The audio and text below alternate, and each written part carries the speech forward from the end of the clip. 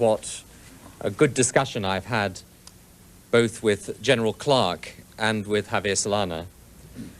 And I wanted to begin by paying tribute to the work of the people here at NATO, SHAPE, and of course to our forces out in the field. I spoke to them through the video conference facility earlier today, and I told them that not just in military terms, but in humanitarian terms, all the forces of NATO engaged in this exercise have every reason and every cause to be proud of themselves for the work that they're doing. I also had a briefing with General Clark on the overnight activity on day 27 of Operation Allied Force. And let me tell you the results of that. Yesterday and last night, NATO forces continued their attacks on the Frye military machine. A wide range of targets were hit. Although a detailed BDA is awaited, I can give you an outline of our operations. Our main effort remains concentrated upon ground forces within Kosovo.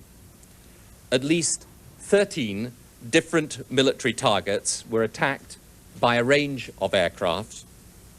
Several groups of vehicles, including at least 5 tanks and 4 other armored vehicles, and up to 20 other military vehicles were hit. In addition, we attacked a troops assembly area, a surface-to-surface missile system, as well as ammunition depots, army headquarters, and airfields and other parts of the Serb military machine. So that is an outline assessment so far of the damage that we did last night. But I think it's also important at this stage of our operation to emphasize to you the damage NATO has already done to the Serb military machine. We have destroyed 50%, that's half of Serbia's best fighter, the MiG-29 Fulcrum. They no longer confront us with fighter aircraft as they did initially. We've destroyed about 25% of the MiG-21 and about 30% of the Super Gallop, which the Serbs have used to attack civilians in Kosovo. So this is specifically destruction aimed at part of their killing machine in Kosovo. We've severely damaged airfields and aircraft support facilities of the Serbian military machine. We've inflicted severe damage on their command and control facilities, degraded the key routes and other assets which they use to move and remove supplies and forces within Kosovo and into Kosovo from other parts of the Federal Republic of Yugoslavia. And we've destroyed over 25% of Serbia's stored fuel and severely degraded the whole of Serbia's fuel refining capability. So this is already, of course, having a visible impact on their ground operations.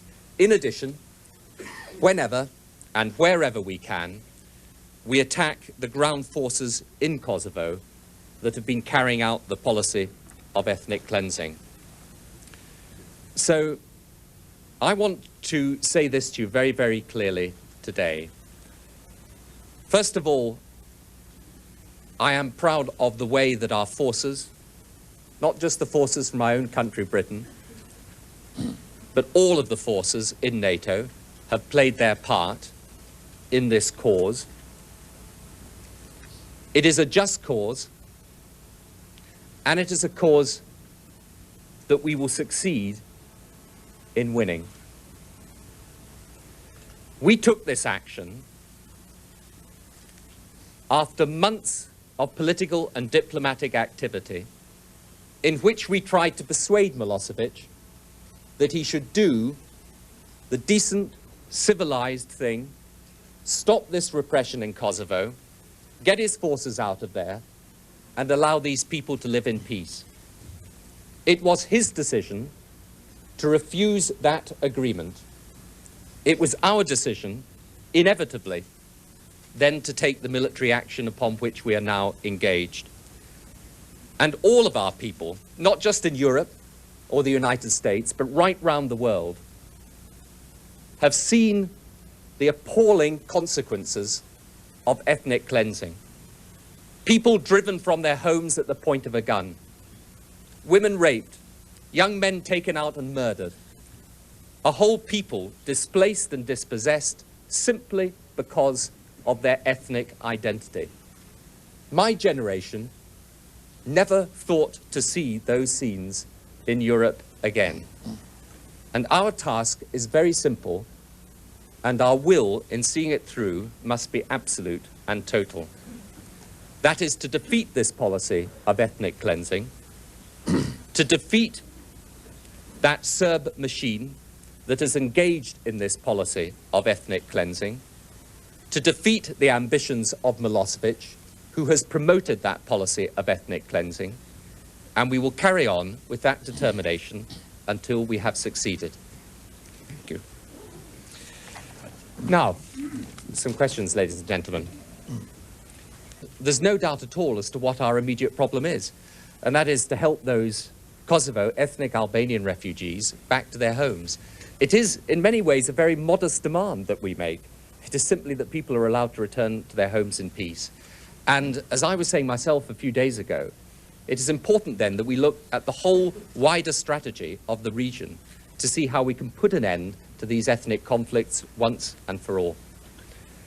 Just let me, well, we have made very clear, indeed, and let me repeat to you, our belief that any attempt to cause difficulty or damage to Albania, we will do everything we possibly can to prevent and make sure we give proper protection.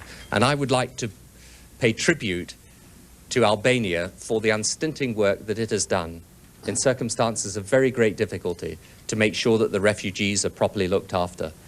And one of the purposes of the action that we are taking is to make sure that this entire military machine of the Serbs and Milosevic is degraded so he is not able to threaten his neighbors.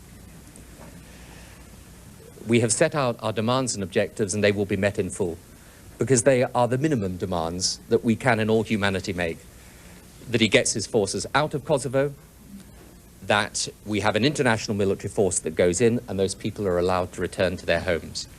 We have always made clear the difficulties of putting in ground forces as a land force invasion against undegraded, organized Serb resistance. We've also equally made it clear that the international military force is there to allow people back to their homes. So it's very important people realize our position on that remains as it is. But of course, Milosevic doesn't have some veto on what we do. We've always said that, and we make it clear again. The important thing is to make sure that these people are allowed back to the homes that they have been driven out of, as I say, at the point of a gun.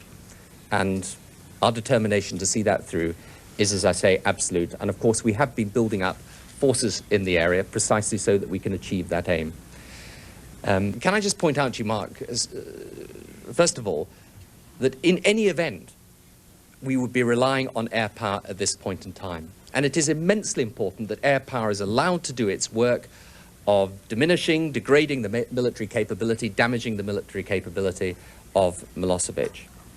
Now, as for the unity of NATO, there were many people, perhaps including Milosevic himself, who thought at the outset of this campaign that it would only be a matter of days before he could exploit divisions in NATO, pull us apart, remove the cohesion that NATO has. That has not happened.